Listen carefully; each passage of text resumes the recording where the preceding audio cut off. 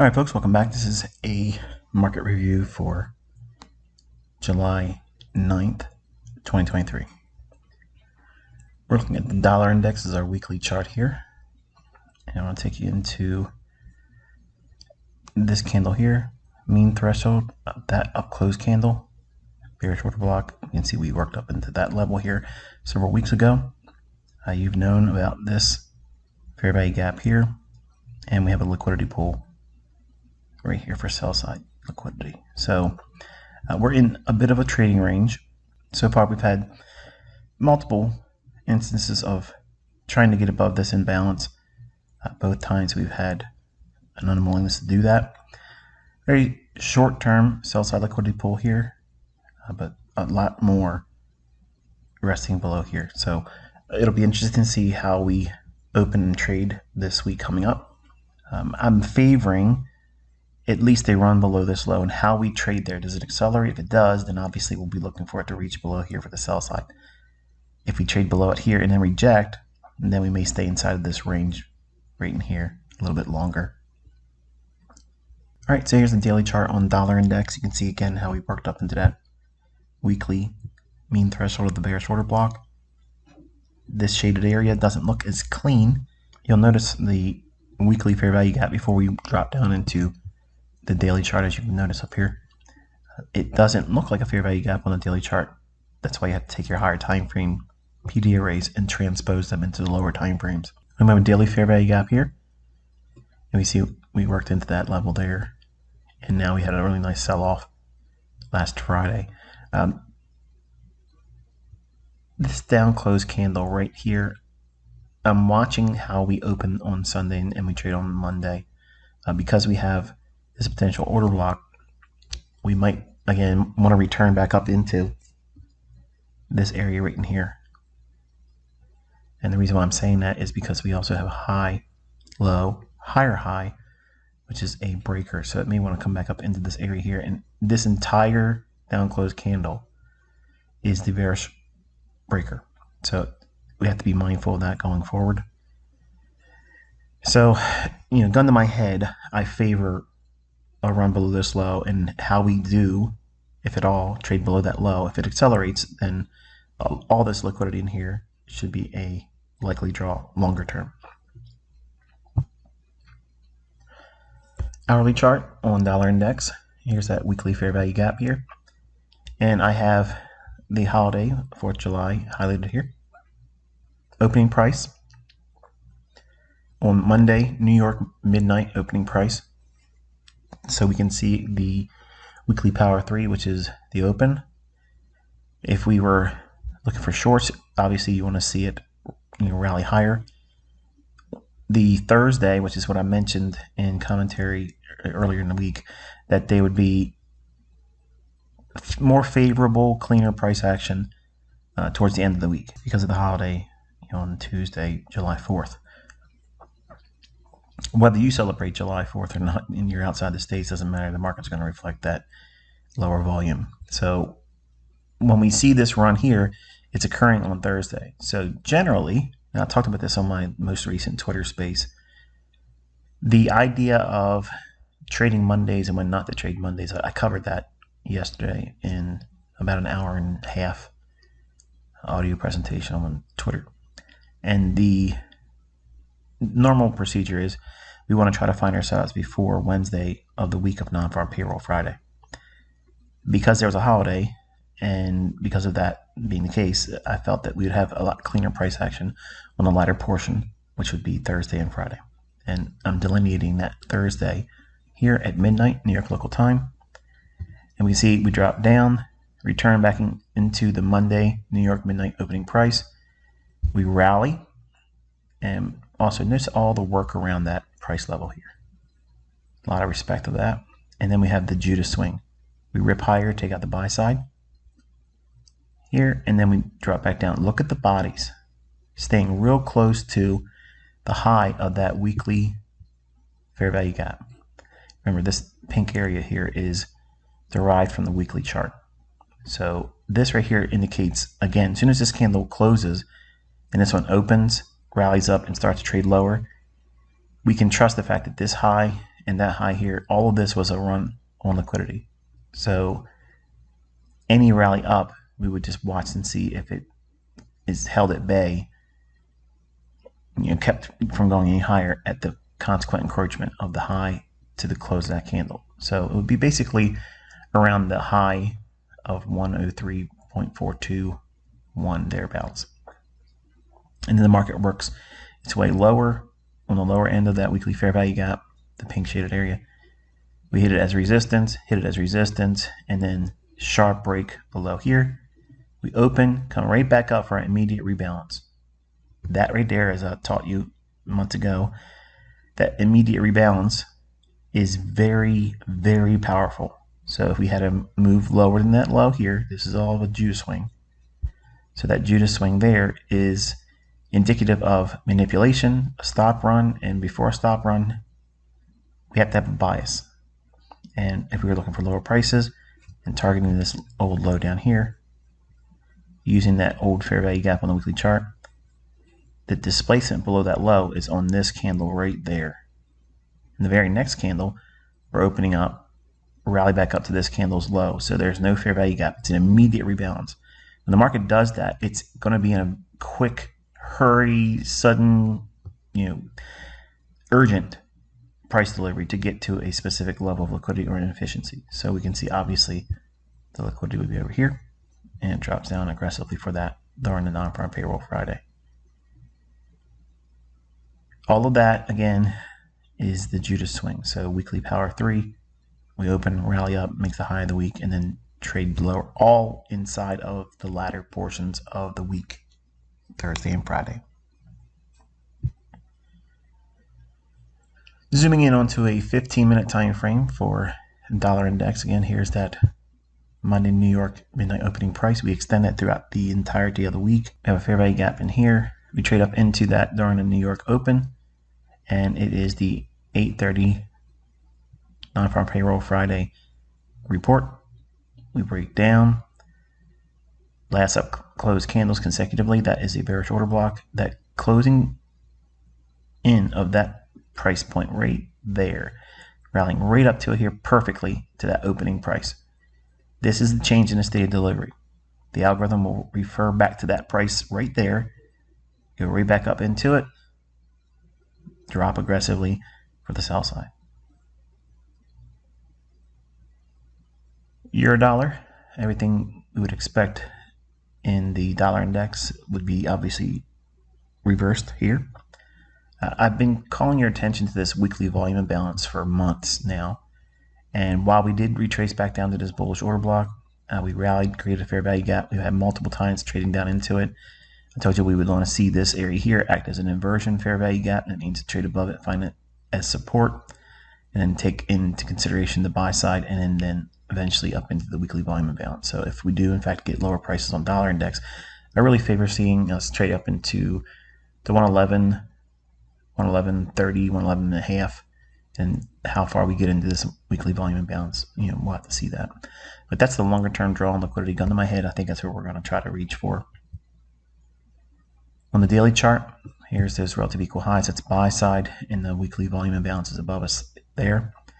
Weekly fair value gap, and again, we're treating this as an inversion fair value gap. So I'm just, again, making reference to it here because it's a weekly PD array. But the logic is if we're looking for it to act as support. It doesn't need to come back down and touch it again. It's just something that I'd like to see, and if it does, it would promote the idea of maybe tape reading it or demo trading it. Last down close candle is the bullish order block, and then we also had, again, dug into this weekly fair value gap, which is a discount. We'll be looking for a run up into these two premium arrays right there. Short term would be the buy side here. How we trade above that, again, think about what I said for the dollar index. It's short-term low for the dollar. How we trade below that would be, respective of this high here as well. We want to see it trade above it and aggressively move towards these relative equal highs.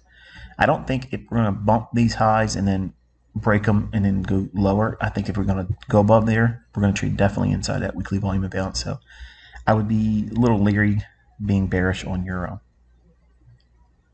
All right, here's the hourly chart for euro dollar. You can see the buy side liquidity up here. Again, that weekly inversion fair value gap. And we have a buy side imbalance, sell side efficiency here. Extending that forward. See, we worked off of the daily bullish order block, which is that line right there. I made it a little bit thicker so that we can see it. And then we have this down close candle here, 60-minute bullish order block. And then we have this here. Now, what I'm annotating here is really a 2-hour order block. So this range from high to low, all of this right here will be encapsulated in a 2-hour order block. So 2 hours of time was a little bit longer term or larger order block, but I'm representing it on the hourly chart. So when I'm doing order block theory, I'm actually toggling through all the time frames, even time frames that are outside the normal range. Like everybody's familiar with the monthly, weekly, daily, 4-hour, 1 hour, 15-minute time frame, and then whatever it is below 15-minute that you might like. I will look for multiple time frames in between the standard go-to time frames. And a perfect representation that would be is how I'm teaching you the intraday charts on like silver bullets and or the model 2022 on my YouTube channel. I'll take you down to a 5-minute chart. Then from 5 minutes, we drop down to a 4-minute, 3, 2, 1. And this year you've learned how I use even less than a 1-minute chart for a 30-second, 15-second, and 5-second chart interval. All of those ideas are a top-down approach.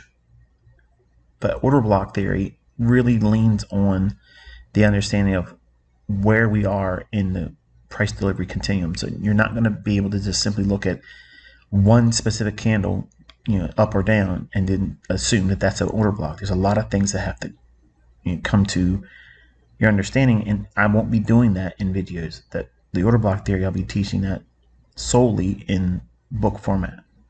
But I'll have things on this YouTube channel that will be helpful in studying that. So we can see we have a breaker here. Okay, and that's what specifically the order block is that's being referenced. And how is it a breaker? We have a swing low, swing high, swing low that's lower than that one. Relative equal lows, but inside of that range between high, low, and low, what do I have here? I have a order block, I have a breaker, and I have a buy side imbalance, sell side inefficiency. Any one of those PD arrays could be utilized for you. That would be your multiplier. I'm just annotating them that way you can see and decide which one appeals to you. Okay, if neither of them appeal to you, then it is what it is. It's fine. But we can see we rally here, we open, trade down, hit the breaker, then rally. Really nice through the weekly inversion fair value gap. And I would have enjoyed seeing it trade back down into it just to touch it one more time, much like this right here did. It might want to trade down into that, but with this gap here, I would not want to see the high of that candle, which is the low of the BISI, buy side imbalance, sell side inefficiency. I would not want to see that, or consequent encroachment, which is half of this shaded area here. I would not want to see that traded through. Okay, so as long as we're above all that, I'm bullish on euro dollar. 15-minute time frame on euro. Okay, you can see again New York open on non-farm payroll Friday. We dropped down into the daily bullish order block inside of consequent encroachment of the buy side imbalance, sell side inefficiency. Again, before we drop down to the 15-minute time frame, it's that blue shaded area. Rewind the video. You'll see that this run into this, there's two PD arrays that are being hit. Consequent encroachment of the buy side imbalance, sell side inefficiency was that blue shaded area, and the daily bullish order block. So between that and add to it, if you want, you can use the last down close candle right in here. So order block, consequent encroachment of the BISI, and daily order blocks. There's a confluence of multiple things with inside the New York open kill zone, which is 7 a.m. to 9 a.m.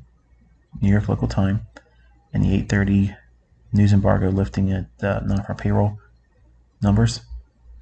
We rally up, then come back down, hit that breaker, rally, down close candle here. Even though we run away from it, we trade back down into it once more. That right there would have been a buy and a rally, and then we have this gap here.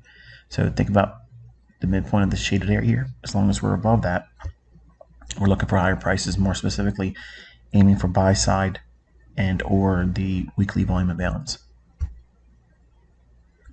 E-mini S&P, here is the weekly chart, and we have a weekly volume imbalance there as well. I haven't quite got into it yet. We traded down about halfway of this down close candle here, so it's really important to see how we trade this week. I'm not trying to pick the top, but I like the idea that we stopped halfway in this down close candle here. We already traded into this inefficiency there, so I think this might just be a reason to retrace back into this range and then expand up into that weekly volume imbalance between this week and the next 2 weeks or so. We'll work inside that range. That's what I'm expecting. Obviously, all of that can change on Sunday's opening. I'm just giving you my forecast based on what we have here on a close basis of Friday and not knowing how we're going to open. There's all kinds of things that could obviously change it, where we open and how we trade Sunday going into Monday's opening. Daily chart here. Okay, you can see we just fell short of that weekly volume imbalance, and we have several things in here I'm looking at. We had the fair value gap here that we worked off of. We have a volume imbalance right there, and if we trade down once more, that coupled with this last down close candle, I wouldn't want to see anything below 4,400 on a closing basis.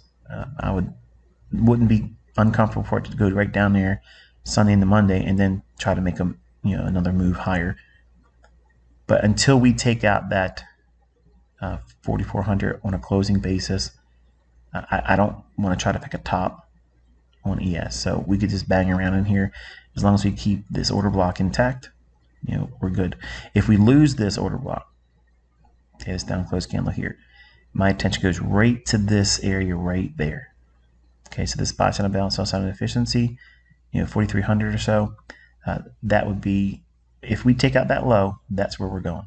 But I don't see that yet, and I would favor, obviously a little bit lower in this volume imbalance, and then, if at all, trading into this candle's high. How we do that, if at all, will be helpful to me at that time seeing it. So it certainly looks heavy in here. Looks really like it wants to, it opened, rallied up, immediate rebalance. It could accelerate aggressively lower, but I'm trying to avoid, like I preach and teach to you all, I'm trying to avoid trying to pick a top. So this could easily just come right back up and make a higher high into that weekly volume bounce, and then give up the ghost entirely and then go lower, or accelerate to the upside. I'm right now waiting and electing to see how we open Sunday and how we trade overnight into 9:30 opening on Monday morning. So it kind of like gives you a wait and see motive that I'm adopting for this beginning of the new week. All right, hourly chart, S&P. Notice that we are on electronic trading hours. It will change as I go through the slides because I'm going to teach you how to utilize both to get a better depiction of what price is actually trying to do. I like the idea that they have very, very smooth highs up in here. Fair value gap there.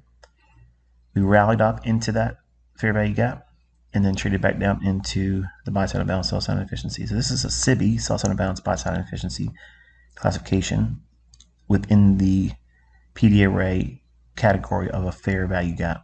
This is a fair value gap too that's shaded in blue, but this fair value gap is a BISI. So buy side imbalance, sell side inefficiency, sell side imbalance, buy side inefficiency. What is it inefficient? Buy side. That means upside delivery. You see it go right up in there and hits it there.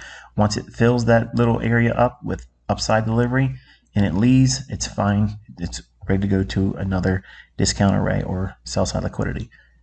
It's interesting to see that we didn't take out that low. So I'll be looking to see how we do that, if at all, on Sunday.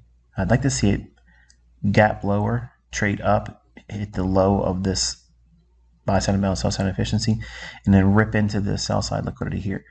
If we accelerate to the downside, your attention goes right in here. Okay, so what I was mentioning on the daily chart, this is a much more refined area where sell side is residing. How far below those relative equal lows can it go? That gap right there. Okay, and if we accelerate through that, then obviously you have to look at below these lows, as I was mentioning, on the daily. All right, so now we're going to get to a little bit more in-depth discussion about inefficiencies, gaps, and how to use this information. 1 hour chart now with regular trading hours. So the only thing I've done was take the previous amount of price data and toggle this little right from electronic trading hours to regular trading hours. And regular trading hours is where you're going to see the gaps from the previous session to where we open up the next day at 9:30. So at settlement price, previous day, and then where we open at 9:30, whatever the distance is separating the settlement price of the previous day and where we open at 9:30 New York local time, that's our opening range. Okay, so that opening range gap acts and performs in the same manner as we would expect a weekly volume imbalance. Okay, so when we look at price gaps like this, okay, I want you to think about how markets efficiently deliver price. Okay, I taught this analogy using a paint roller. Okay, and imagine this white shaded area background is a wall in your house, and you want to paint in these little areas where you need to have paint applied. Okay, so maybe you've already painted your house and the paint's now faded, or there's handprints like a child. Like I had 5 kids, and obviously they would put their hands on the walls and make marks and such, and we'd have to have the walls painted. And some kind of blemish or some kind of inefficiency in paint exists between these two candle bodies. Okay, this candle's body here and this candle's body here. Between that opening price and that opening price, there's a separation of price delivery that did not have a body. So I'm highlighting that and extending it all the way through. When I show you these ranges, I'm not going to drop down to the lower time frames. The homework assignment for you is to have these on your charts and then drop down to lower time frames on electronic trading. Okay, so just know that I'm showing you something so that way you can observe and identify things and discover it on your own and have that aha moment. But this distinction here between these two candles opening here, there's no bodies between these two price points. So that inefficiency, you want to extend those out in time because they'll eventually be offered buy side and sell side. That means upside and downside delivery. Here we only had a partial delivery of upside and then drops. So from this point here up to here, that is the real inefficiency that remains because we've already had this partial and this movement down. So think of it as a paint roller, up and down. So from this opening price and that opening price up to right there, it has been offered delivery of price. So there's a real separation between this high and that candle's opening price. There's a distinct inefficiency there. But nonetheless, you can see how we respected that opening price there. Look how we're treating it with these bodies here. And then we have another gap there. We have a gap here, but I'm showing you how inside this range, you're anticipating and expecting price to deliver both sides, up and down. That's an efficiently delivered price. You can see how we worked off the low here, and we had another gap there. So it wants to reach up into that. But every time I'm showing you one of these ranges, I want you to go into not regular trading hours, but electronic trading hours and study how price delivers. You'll see how it's real dynamic support and resistance. It's not readily understood or seen by most traders. I mean, obviously I've been teaching it this year, but you won't see it in books, okay? You're going to look at it right away and think it's supply and demand, or it's classic support and resistance. I promise you there's no books out there with support and resistance with this idea. It isn't there, okay? They may see a gap, but they're not looking at gaps multiple times in the future, okay? And as soon as price would go from here to here, they would consider that gap closed and there's no more concern about it. And that's what separates me from retail. Because the fact that gap was created, the algorithm will refer back to those 3 price points. which is the low, consequent encroachment, which is the midpoint of the gap, and then the high. Okay, so whatever the extreme boundaries, high and low, and whatever the middle point is, those three specific price points are very, very sensitive. And if you want to go 1 degree beyond that, you can split that range up in quadrants. So the first 25%, 50%, 75% of the entire inefficiency, and then the high of the inefficiency. And that's what I want you to do for your electronic trading hours study. So look at all of the price action in here. Even though there's gaps missing, price data here, in electronic trading hours, there is no gap. It's actually being traded through from here to here, and then from here to here. So that's one there. The other one is here. Okay, and what you're doing again is toggling it from regular trading hours to electronic trading hours, and you'll study how price delivers inside this range here. You don't want to have all of the inefficiencies on the chart at the same time, so that way it helps you track what you're looking for and study time of day. Look for inefficiencies. Think like silver bullets in the London session, in the New York session, both AM session and PM session. You're going to be surprised to see how much precision that these levels will offer. Not just the high and the low, but consequent encroachment and 75%, 50, and 25% of those respective ranges. And then lastly, the one here. Okay, so that way you can see these are 3 homework assignments I want you to go through on your time frames lower than obviously the 1 hour chart.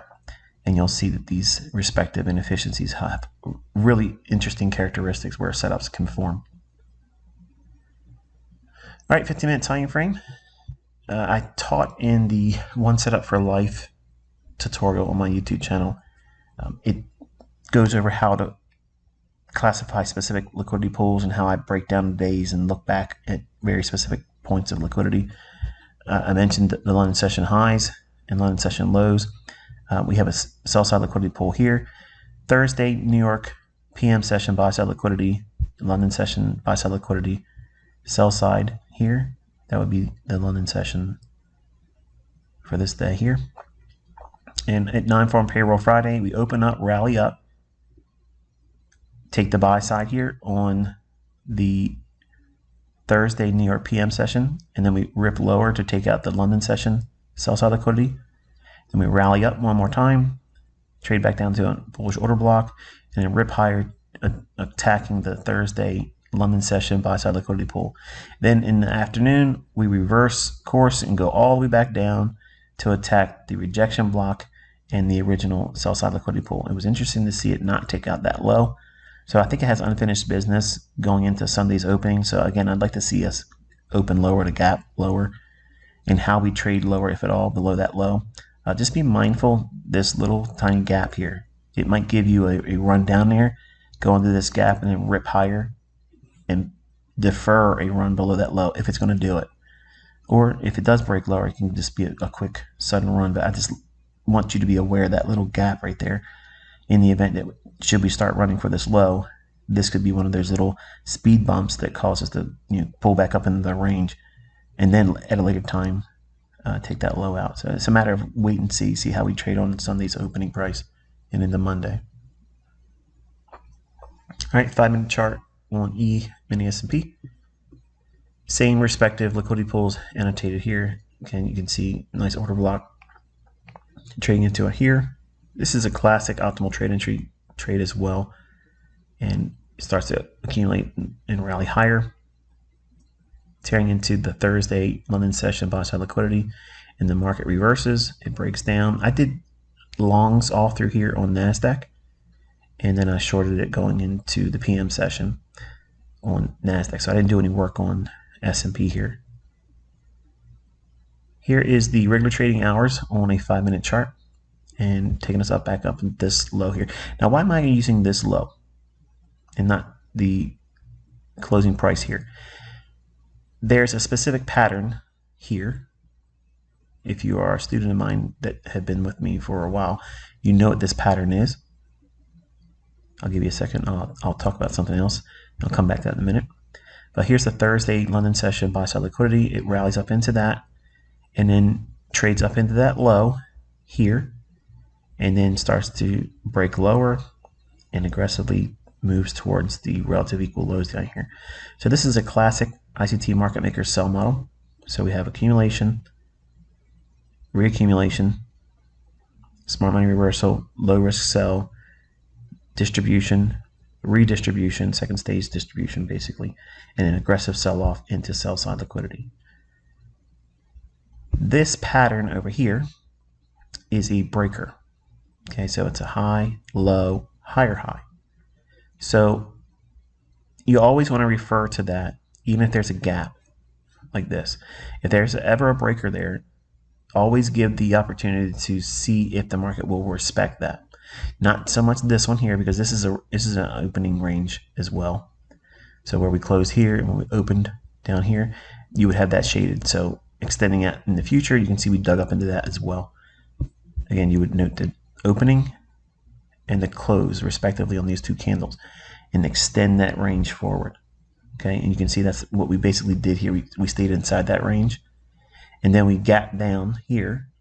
So that gap, that huge inefficiency, you don't want to just go right back to the previous session's closing price, where I like to usually do that if we have a breaker.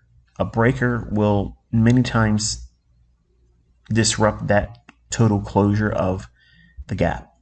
So how do I know certain gaps won't entirely close? There are certain things obviously that I've already taught you. This is another one here. Okay, so if there's a breaker inside the range that would be considered for a gap closure, you want to consider where that down close candle's low is, and you can see we have respected that here. All right, 1 minute chart. S&P, you can see we have a higher low, and NASDAQ we have a lower low. So I elected to go with the NASDAQ simply because I had some students asking me, why am I only doing S&P? Can I do something with NASDAQ? So I went into NASDAQ and I basically beat it all up. I went long in it and then I went short in it. I didn't get the last whole run lower on the PM session. I did explain it in a recording, and you can watch me do live executions in a video on my YouTube channel for Friday's PM session for NASDAQ. I show all the executions on the upside, and I did some live executions in management on the lower end for the NASDAQ. But I mentioned how I felt it. It could go lower, but I didn't have the time to be able to spend managing it the entirety until the close. But a really nice run into a lower low here, higher low on S&T divergence for S&P. S&P rallied higher. NASDAQ followed suit, and then we have a disruption up here. So we have short-term low here, which helped me time the potential intermediate term high. I did try to take a trade, and I'll go into this here. On this respective area on NASDAQ, which I'm not going to show you here because I'm going to actually include it in the discussion tomorrow for my macros lecture. But I was trying to show a losing trade because everybody's like, you always show a winning trade, try to share a losing trade. So I was really trying to be facetious and put a short on and have a stop loss really, really tight so that way it can stop me out. And I was going to show it on Twitter just to be facetious. But it ended up making a run where I knew it was going to be profitable, so I closed the trade on. And again, it would be on NASDAQ, and you'll see it. It's actually on my video prior to this one. So just go back one more day, and you'll see it. But the idea was that the S&P doesn't really have a clear swing low that would be clear when we drop lower, but the NASDAQ does. So I mentioned it in one of the recordings I placed on my Twitter feed. And once I knew it was running in my favor, I was like, okay, well, I already know what this is. This is a market maker sell model.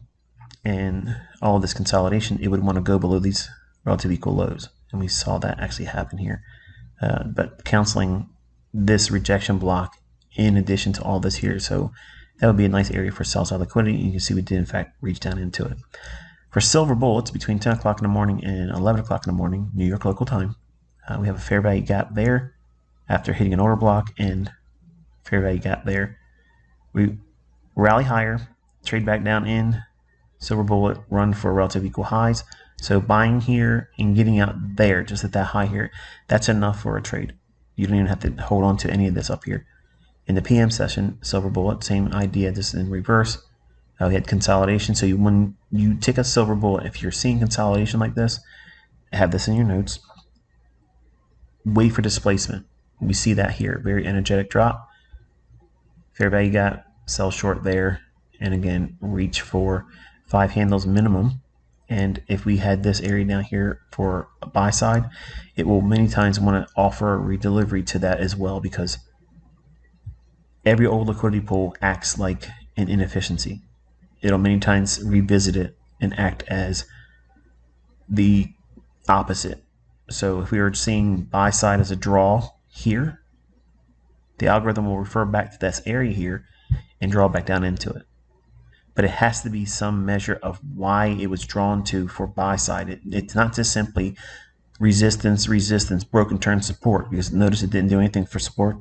So I've already canceled that idea. You're already thinking, oh, he's just talking about support and resistance. No. There's a manner of taking this information and really understanding what would be support to buy or a target for a draw on liquidity.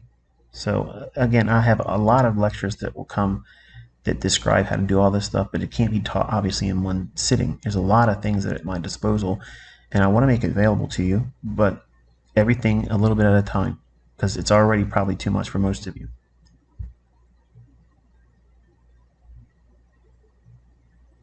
I hope you found something in this that was insightful and helpful, and until I talk to you next time, be safe.